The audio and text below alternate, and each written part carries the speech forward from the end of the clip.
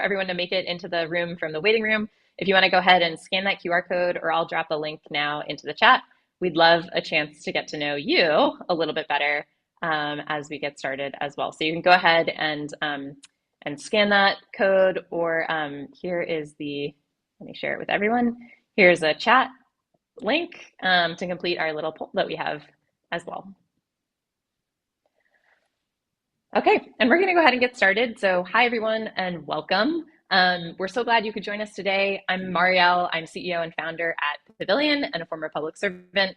And I'm here today with truly an all-star lineup of procurement leaders. So I want to start by thanking the team at TIPS for co-hosting this webinar with us. We're really glad to partner with them to bring more fun and educational content to the public procurement community.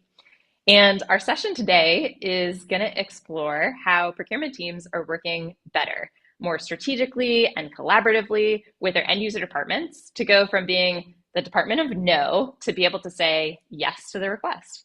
So we're going to dive in just a few minutes, but as I said, before we do, we want to have a chance to get to know you better as well. So you can go ahead and submit your answers to this poll. And in the meantime, just a few housekeeping items. First of all, this session will be recorded, and we'll share a copy of the recording with you after the event via email. So don't worry if you need to take notes or you have to get up and use the restroom. There will be a recording, and you'll be able to review all of the comments afterwards. Speaking of comments, we also welcome your questions and your comments during the conversation as well. So you can use the Q&A feature on Zoom to ask the panelists a question, or to record a question that you'd like us to answer towards the end of the session. And you can also go ahead and introduce yourself or add any commentary or share your own experiences in the chat while we're having the conversation as well. So if something resonates with you, or you just want to chime in and introduce yourself, we certainly welcome you. And I see a couple of folks already doing that, to say hi, tell us where you're coming from, or chime in with your own experience in the chat as well. Okay, and then now we'd like to shift over and learn a little bit more about you. So thanks to those for answering our poll. Oh, let me go ahead and share this. Oops, sorry. Here we go. Can you all see the answers here? Looks like we have a lot of Texas representation, which is great, but otherwise pretty well spread out across the country, which is cool to see. Okay, and a good distribution too of public agency participants too. So I know other can mean special district or other kind of organization as well. So cool to see kind of the distribution there for those that decided to share.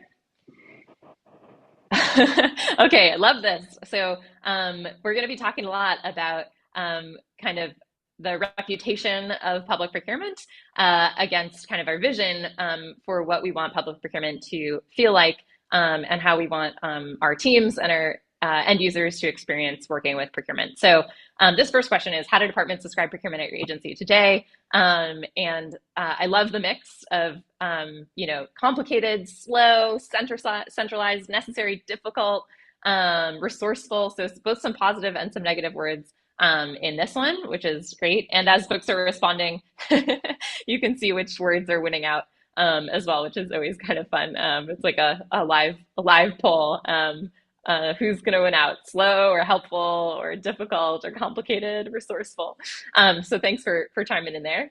And then we also asked you one more question just to get kind of the creative energies flowing on our topic today around what's the vision? How do you want departments to describe procurement? So I love seeing this a lot. Efficient is really big there, which is great. Streamlined, spectacular, on time. Partnership is a great word as well. I see easy to work with, service oriented, strategic. So these are all great. So thanks for chiming in and sharing a bit about who you are, where you're coming from, and helping us get our creative juices flowing in terms of the topic that we'll be spending some time on discussing today.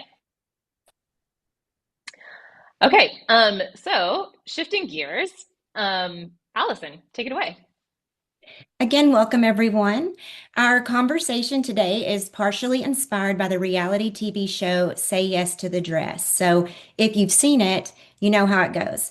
Brides-to-be show up at a well-known dress store, usually with some very opinionated family members and friends in tow.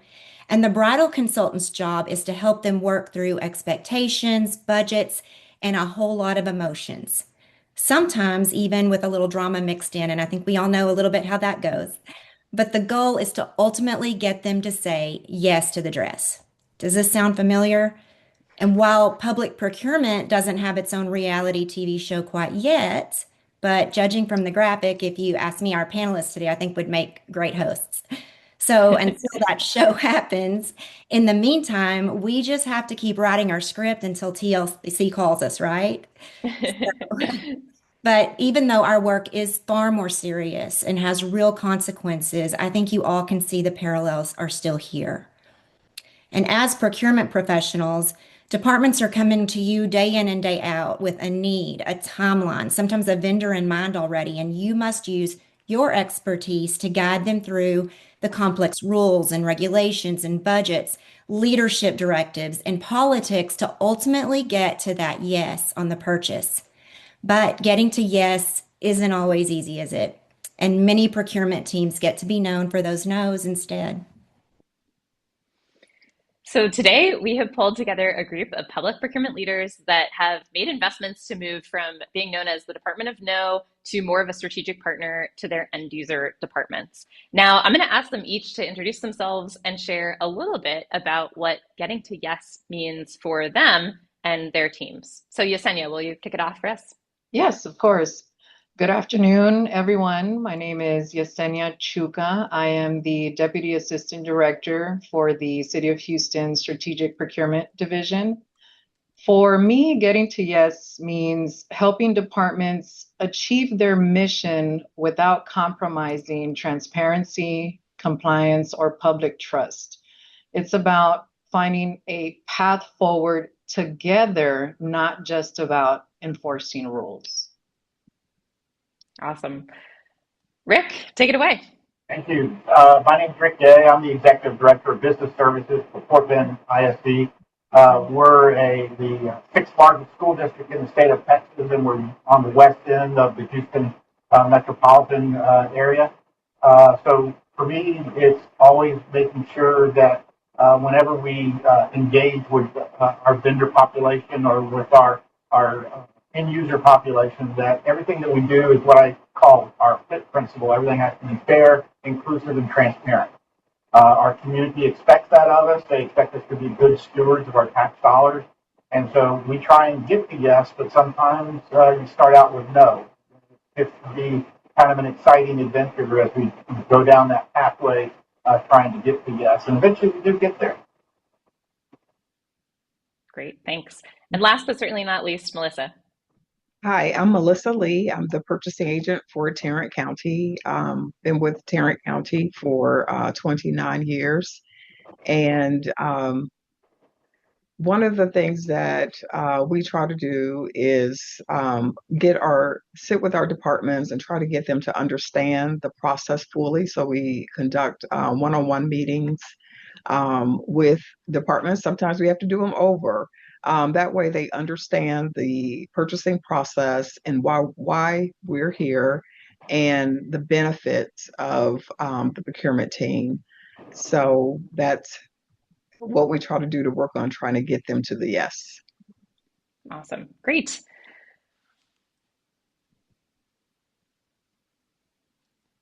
Okay, and then I think it's our turn as your hosts and moderators for today's discussion. Allison, do you want to jump in first? Hi, everyone. I'm Allison Ames. I serve as the Vice President of Sales for the state of Texas with TIPS Purchasing Cooperative, and I'm excited about being one of your hosts and moderators for today's conversation.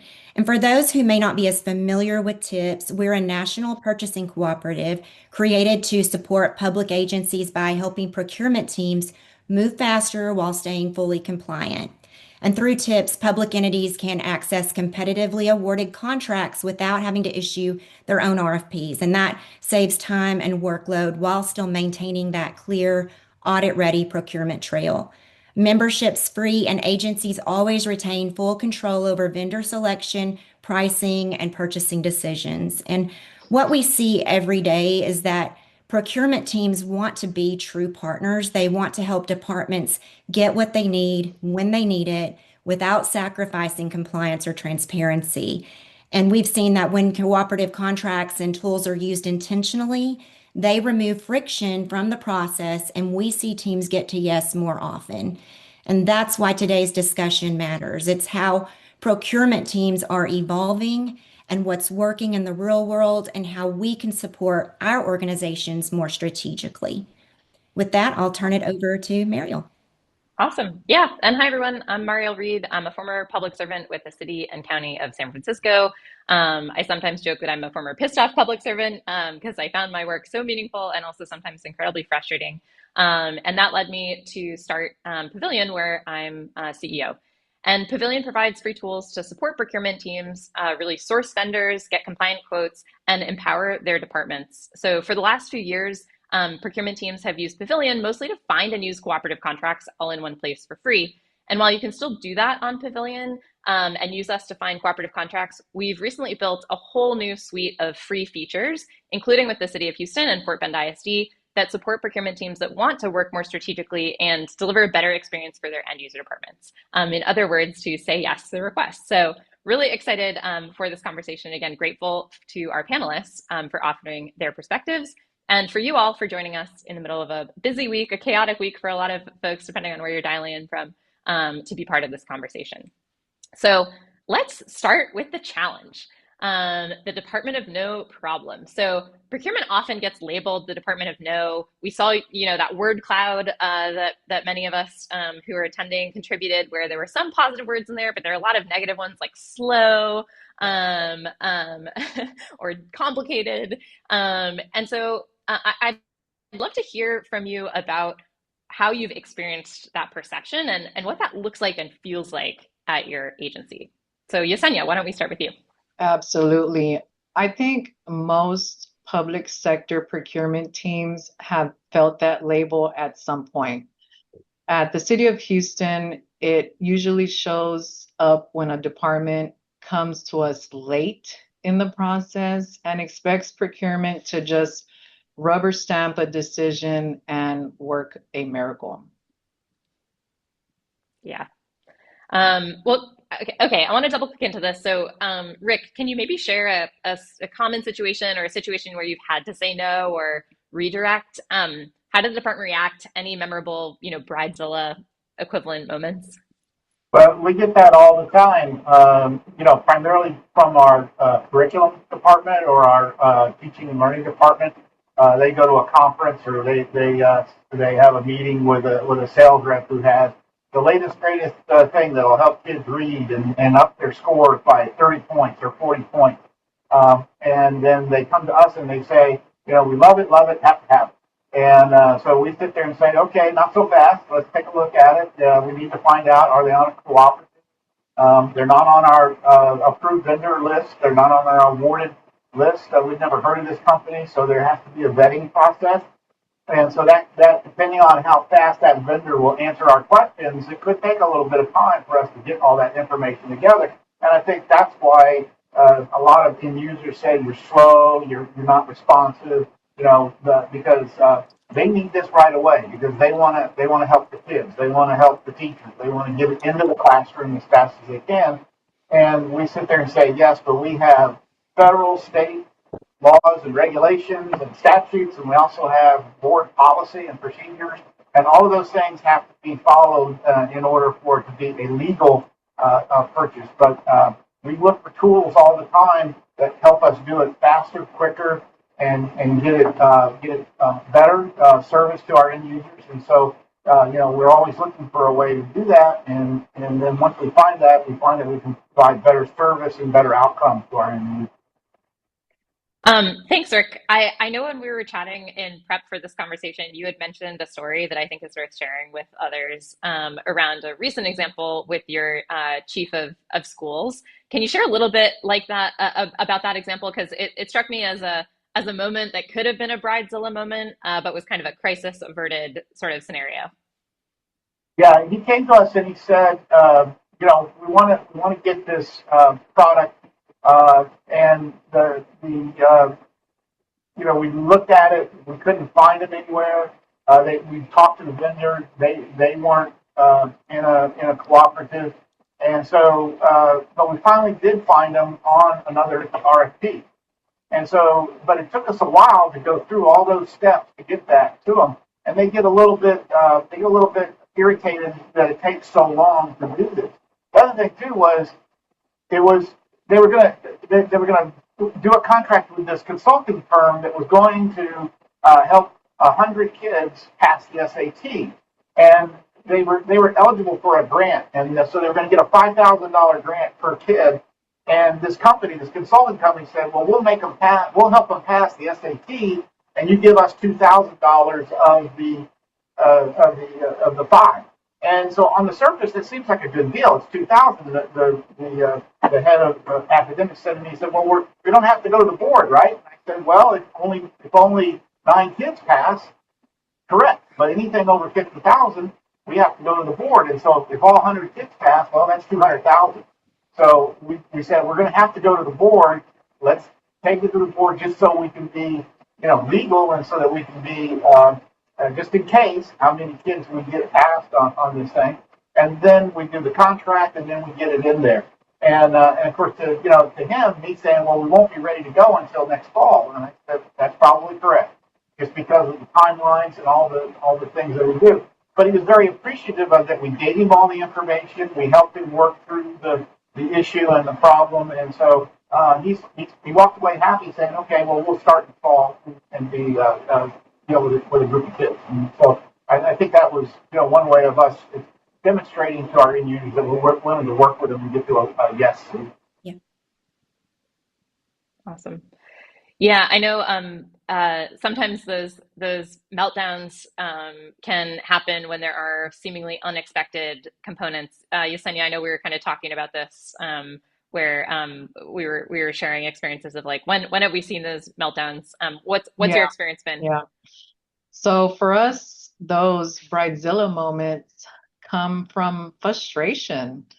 A common scenario is when a department has already selected a vendor or even started conversations before engaging procurement. Mm-hmm. Departments will tell you their selection and timeline, for example, tomorrow or yesterday. And that's when we have to pause, redirect, and say, we can't do that. Let me tell you why. And here the key is the why, so that they can understand. When you don't give the why, that's what leads to those bridezilla moments. Mm-hmm. Yeah.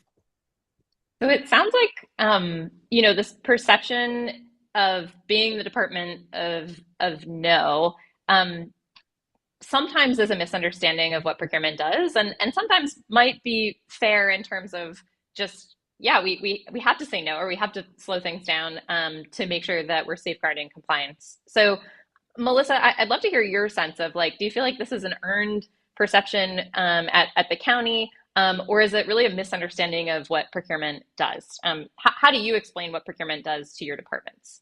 Yes. So I agree with, Rick pretty much laid it out.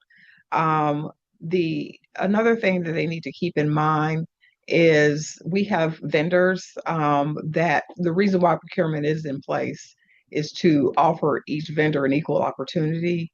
And so we have vendors who may have, like you said, that are on our vendor list that are waiting for opportunities to come about, and they may provide that good and service. So we need to make sure that we're providing equal opportunity to all of our suppliers. So that's the role of procurement, is to make sure that we vet what the request is. We're not trying to make it difficult or hard for them to get what they need to do the job that they have been given to do. So we just want to make sure that we're following the process. And so explaining that to them so they can understand what the law is, and a way to get there, they'll be grateful for it afterwards. And it may be that we use the vendor that they had originally spoken to, through whatever means, through a bid or through a cooperative agreement, but we'll get them what they need at a fair and reasonable price. Yeah, I can't help but think about the parallels in my own life as a mom to toddlers of like you have the expertise, but you also have to set the boundaries. Like it's your responsibility to make sure that your kid is healthy and safe. And similarly, I know Melissa, when we chatted, you were saying, ultimately our responsibility is to taxpayers and to make sure that we're being responsible with Mhm. taxpayer dollars. And that sometimes means that because we have that expertise of what's required from a compliance perspective, and our end user stakeholders don't or are missing that expertise, that we have the hard job of saying no but, right, or like no Right. but here's what we're going to do, or here's how we can navigate around. And I know Rick has shared that, and Yesenia has kind of commented on like making sure you share the why of like no, you can't have that toy in the store right now, but we can add it to your list for Christmas. Being able to kind of provide some hope and a lesson along the way is helpful. So we've established the problem. Let's talk about how you're changing this kind of perception and really working towards becoming a strategic partner. What have you done to shift procurement's role from gatekeeper to strategic enabler? That's actually what's actually working for y'all. Melissa? Um, like I mentioned before, we do training with our end users Mhm. and our elected officials so that they can understand the procurement process. It is a large process to understand. And I'm in county government, so we're normally centralized. And so that means that we handle all the procurement. We don't have any decentralized procurement departments. So we try to get them to understand the laws and the rules and what contracts we have available. Um, and so we want to work with them to get them what they need in a timely manner. Most of our um, everyday needs are under annual agreements already. So Mhm. that way we can get in front of those daily items or services that they need immediately.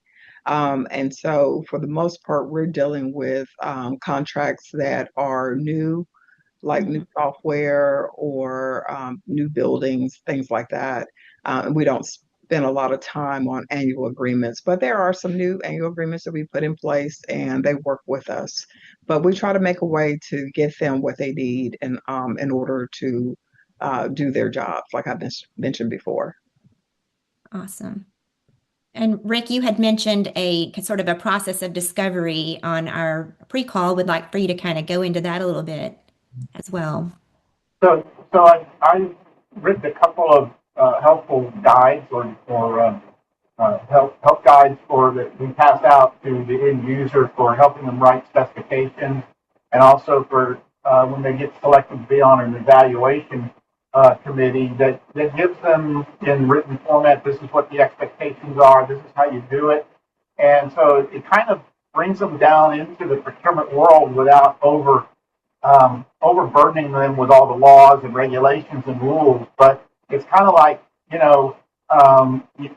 can't just write it out on a napkin and give it to me and expect me to be able to write specifications for a bid. So Right. we came up with a guide for writing specifications, and basically it's about 16 or so pages of questions that they would answer. If they answer, they would begin to develop specifications that would be useful to us to tell us why do you want this product? Why do you need this product?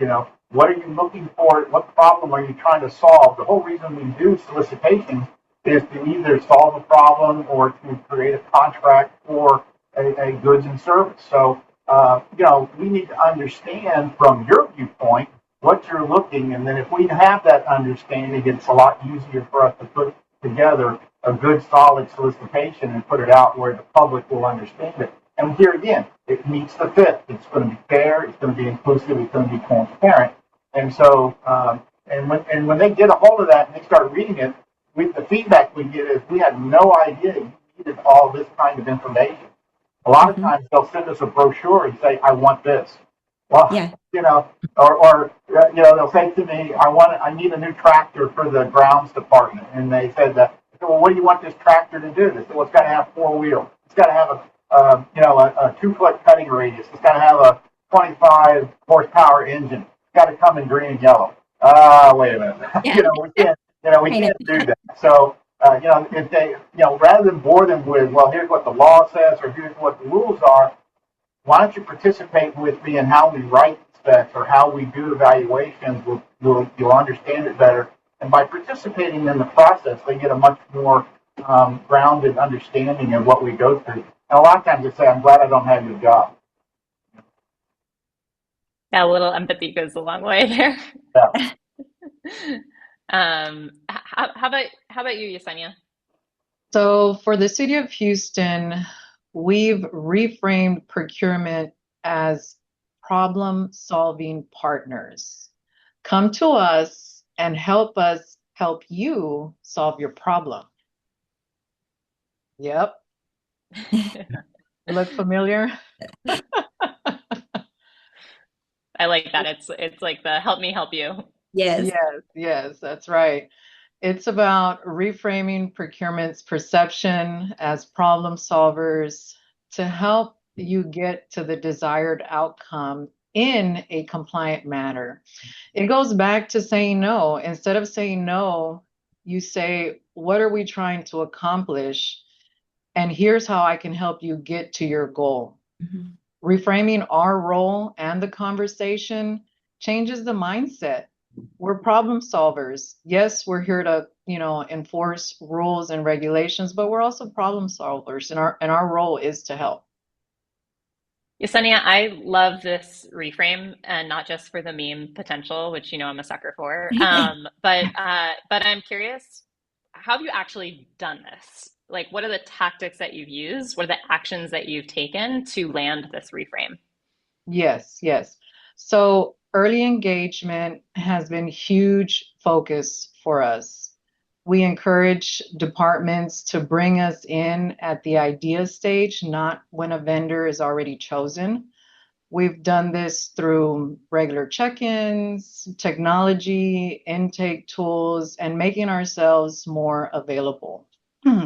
So one thing that's really helping is having monthly meetings with our department procurement liaisons. It gives us a chance to talk through needs early before something becomes urgent and figure out the best path forward together.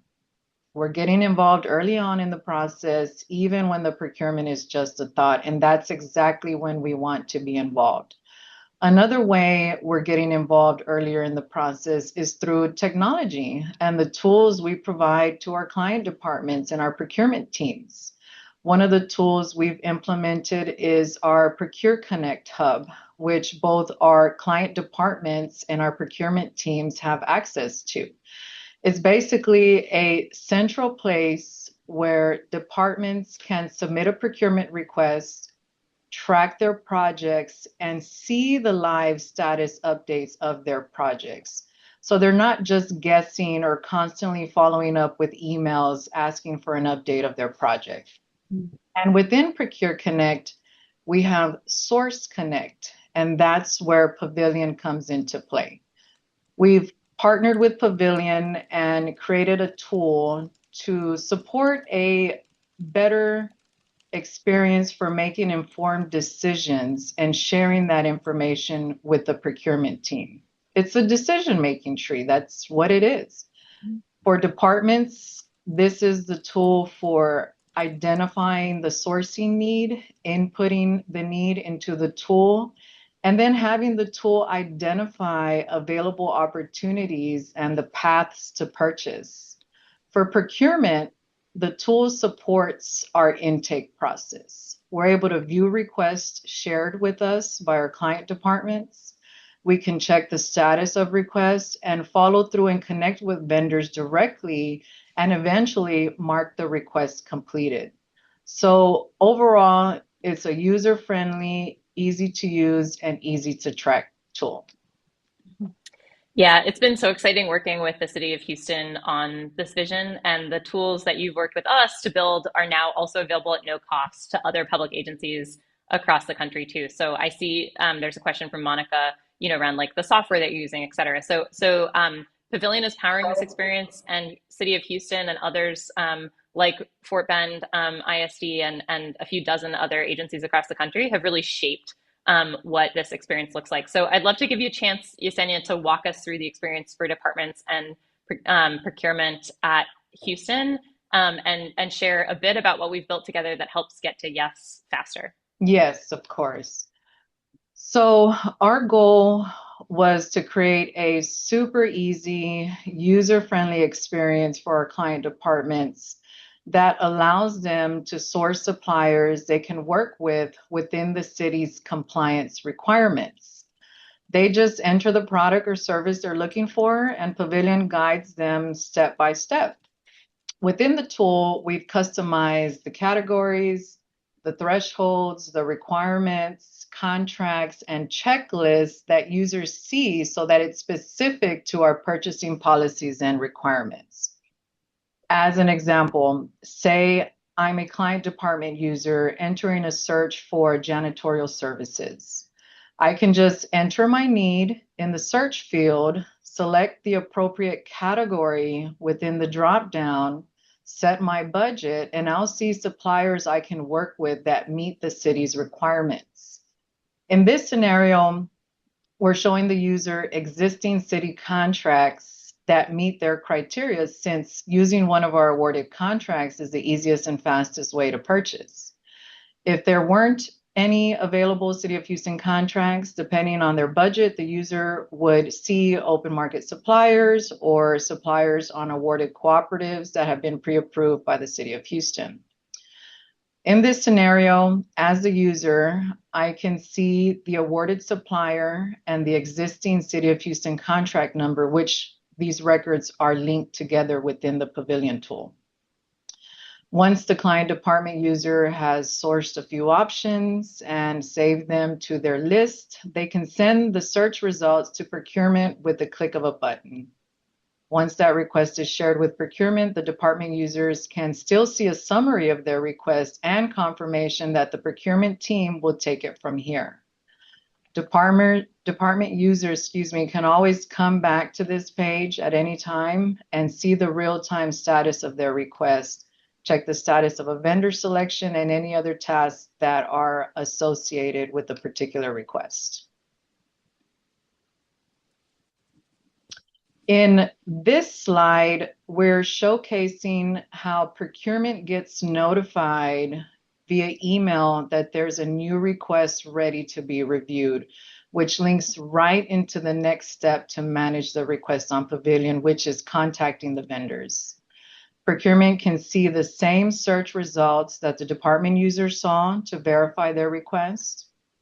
Procurement then contacts vendors on behalf of the client department and updates the request in Pavilion accordingly. Here we see that both parties can see this request summary, which shows vendors selected, contract records, status of the communications with vendors, quote values, vendor decisions, vendor messages, and any other tasks the department user or procurement needs to do in order to complete the request. A cool feature is that procurement overall has visibility into all agency-wide requests, including who initiated the request and who from the procurement team is working on it. So just to recap all of this, this is a super user-friendly front door for department users to search, develop sourcing lists, and submit their requests to our procurement teams. This adds value within our procurement processes because by the time we get it, a lot of the correct groundwork has already been done. Pavilion makes it really easy to search available contracts and vendors, which streamlines the handoff to keep everyone in the loop and to share the progress along the way. Awesome. Thanks for taking us through that. I think we've done a ton of work together to really I almost think of it like with the bridal appointment. It's like, can you look at the dresses ahead of time? Can you know what to expect? Will there be champagne? So that engagement of those department end users up front and letting them kind of self-serve a bit more to see suppliers who they can work with, and then pass all that information and context to procurement, but know that what they've seen is something that you have that you can get. They're not looking at a catalog of dresses that no longer exists or is sold out. It's like everything is there, and you can kind of get to yes a little bit faster. So thank you guys at the City of Houston for kind of pioneering this approach, and to the other agencies that we've been partnering with. And I did see some posts in the chat. These tools are all free and connect back to your e-procurement system. So we're not going to help you run the new competitive bids or solicitations. We're not going to be your ERP, but that idea is to do a lot of that kind of front-loaded work together in a really user-friendly way where there's better coordination across the procurement team and the end-user department to kind of set up for faster throughput on the right purchasing path on the other side. So thanks, Yesenia, for taking us through that. Rick, I know that Fort Bend has also invested in kind of new tools, new approaches. I know we had laughed, a couple weeks ago now of like, what's the right analogy to use for this? It's like, is it giving away the keys to the car? No, it's putting the kids in a self-driving car. Like, you still want to get there. You're not giving away the keys to the castle. So I guess, can you share a little bit more about, yeah, exactly, like a Waymo. Can you share a little bit more about, why you're making those investments to make purchasing easier for your departments? Yeah, so one of the things we were able to do with your help was we use the UNA Bonfire system as our e-bid system. We're able to directly download our contract. Once we create a contract in Bonfire, we're able to download the vendors, the vendor information, the contract information directly into the Pavilion platform. And so it gives a quick and easy awarded vendor, approved vendor list that our end users can go to.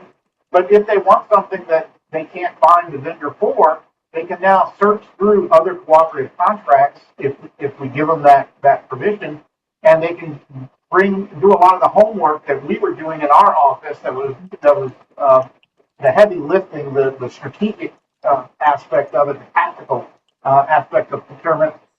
Now they can do a lot of that and say, well, I can't find an awarded contract, but these guys over here provide what we do. And as you can see, they have co-op contracts. So then, as Messina said, you send it to us in procurement. Our buyers now can look through that information. They can filter through all the other stuff, and they can say, okay, yes, we can contract with XYZ company. They're on a TIPS contract. They're on a Choice Partners or Omnia group or anything. And we can use that because we're members of those co-ops. And the only issue is we now have to go back to the board, have the board approve it, but we can do that in 4 weeks. So, you can give them the end user a timeline and a final decision as to, yeah, we can get this product for you using this type of thing. And so I think it helps build a team. It helps build a partnership with your end users. They buy into the procurement process because they can see how much research you have to do in order to be in compliance. It's a lot like what I've always told people is that I've been doing e-procurement since 1999, and one of the things that I always said was the e-procurement platform is the playground, and those are the guardrails that I want my end users to play in. And so all the contracts, all the vendors that are in the playground, they have free reign to use them and to make contracts with them and to send POs and things like that. But see, I'm the guy that's overseeing the playground, okay? I'm the one that puts those people in there that they can see. And so they're not going out, into the never world out there and finding a vendor, that we've never heard of or doesn't, comport to what we need, doesn't follow our contracts or anything like that. So it's a way to control the chaos, but then have a little bit of freedom and not think that they're constrained by procurement. Yes. My toddler mom heart beats for that playgrounds analogy, Rick. It's like, yeah, you want to take them to the playgrounds that are fenced in, play all you want, but know that they're in a safe space and that anything that they want to do, they'll be able to do within that special space. So I like the idea of kind of procurement as the architect. You're using your expertise, you're using your deep understanding of the overall needs of the organization and the compliance requirements to sort of create the space for your end user departments to take some ownership and to actually take some steps that are the right steps, again, to kind of get to that outcome that everyone wants faster and make sure they're on the right path for that. So thanks for sharing that. Okay. So let's double down real quick on getting tactical. What's one specific tip or practice you guys would recommend to procurement teams who want to get to yes faster within their departments? I know, Yesenia, you mentioned standardizing and documenting your paths. If you could kind of go into that a little bit, I think everyone would love to hear it. Yes. My biggest tip is to standardize and document your yes path. One way to do that is to have a checklist within your intake process. For example, if the request is for a formal procurement, make sure you have what you need in your intake request. If your request is tied to a cooperative, make sure you outline procurement requirements. Having Pavilion, which is our Source Connect, adds so much value as it acts as a decision-making tree and identifies a path forward, whether through a cooperative, one of our awarded contracts, or a formal procurement process. Identifying the yes path that includes requirements is one way that your client department will not go rogue. With that, it helps them stay in the playground. And again, they won't go rogue. And with that, it'll help you avoid putting out any fires in the future. End users shouldn't have to be experts to follow the yes path. The value add that you as a procurement team can add to the procurement process is to lay out the paths clearly for them up front. Melissa, you had mentioned having quote and budget estimates. Do you want to share a little bit about that? Yes. So we ask our departments to provide budget estimates if they have them, or purchasing will also do the same thing, just as long as we know that it's specific to just requesting an estimate for future purchase, or we'll do the full-blown quote to make sure that we're getting the best pricing for them. We also do RFOs to compete our cooperative contracts as well. So we want to make sure we get the best price. And you get to yes faster that Yeah. way. Rick, can you share a little bit about cooperative contracts and your experience as tools in the toolkit to get to yes? Yeah, probably about 40% of my spend, 40 to 60% of my spend every year is with cooperative contracts. A full-blown RFP, RFQ probably would take us anywhere from 6 to 12 weeks to do. And we have a very long glide path in the board agenda items. It's about 6 weeks. So, if we do a co-op contract, we can cut that time, down to like 2 weeks as we go through the vetting process and everything, and we go through the board process then. So, we do depend a lot on our cooperative contracts, but one of the things is that our end users find that's frustrating is that one of the things I've had to teach my staff to do is the song in Frozen, Let It Go.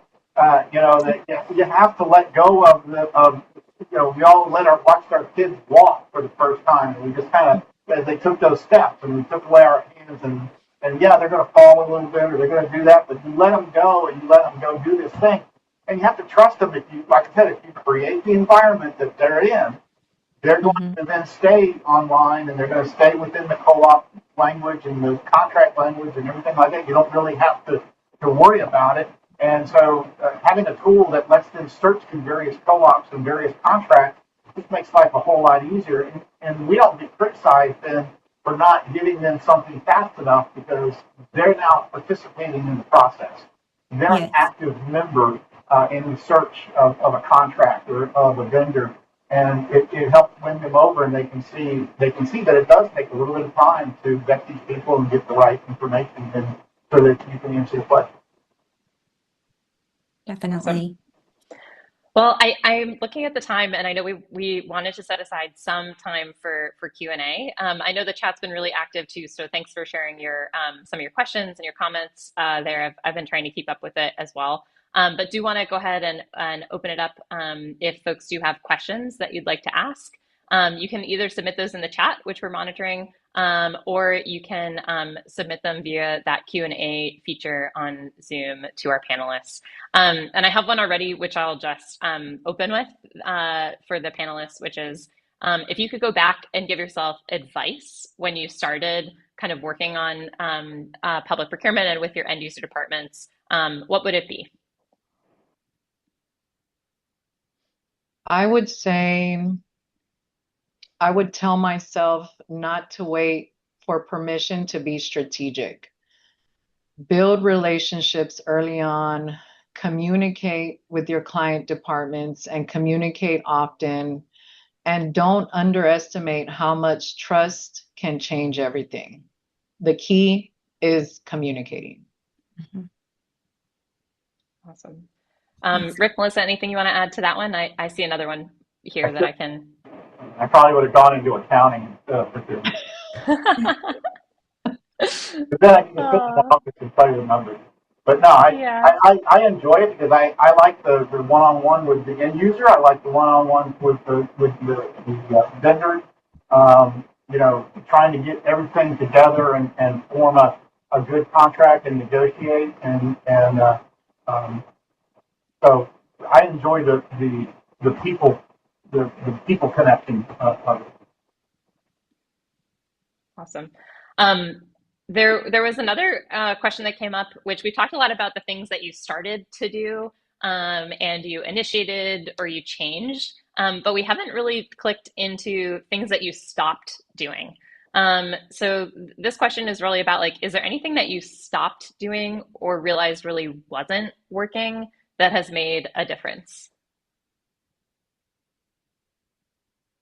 Yeah, well, one reason we're actually running the Pavilion platform parallel with a homemade platform. And one of the reasons we did that is because we have put a lot of information in there, but we're slowly moving everything over. And one of the things is it gives you an opportunity to compare the two together, and you make sure that you are covering all the bases and you're giving everybody the information that they want. But the one thing I like about the Pavilion, and Mary, I'm going to just say, your staff has been great. You know, we can call them up and we can get online and we can set up a little video conference and we can say, hey, can you make it do this? Or can you add this? And it happens like within 5 minutes. And that's really great because the homemade platform that we have is very work intensive. You have to keep it updated. You have to upload contracts. You have to upload information. You have to type in a lot of stuff. Now we've created where it's just a seamless transfer of information from one system to the other. And it has the capability to grow as we get more familiar with it, as we understand what our end users need in order to be successful. We're able to add those pieces of information to the system and give them what they need in order to give us what we need in order to say yes to their request. Yes. Awesome. I see a question from Jonathan Harris about seeing how Pavilion is linked on the panelists' website. So thanks for sharing that. I think the different agencies that we work with leverage Pavilion in different ways. So I know Yesenia kind of described this kind of hub where all information for procurement for the city of Houston kind of lives. And actually, we're doing a deep dive with the city of Houston in about 2 weeks, a little more than 2 weeks now. Where we'll kind of click through and kind of explore not just how they've configured Pavilion, but how they've set up some other tools and processes and how those are working. So I'll share the link to that webinar.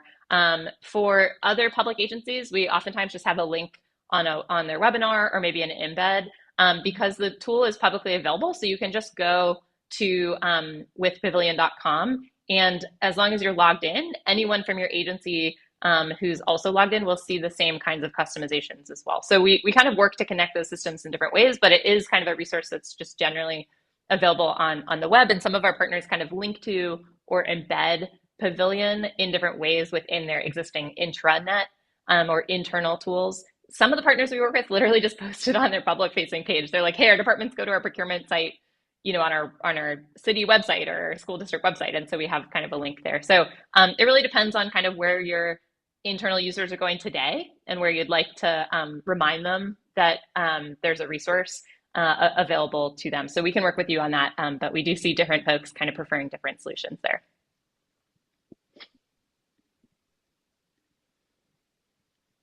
Okay. Well, those are the questions that I see coming through.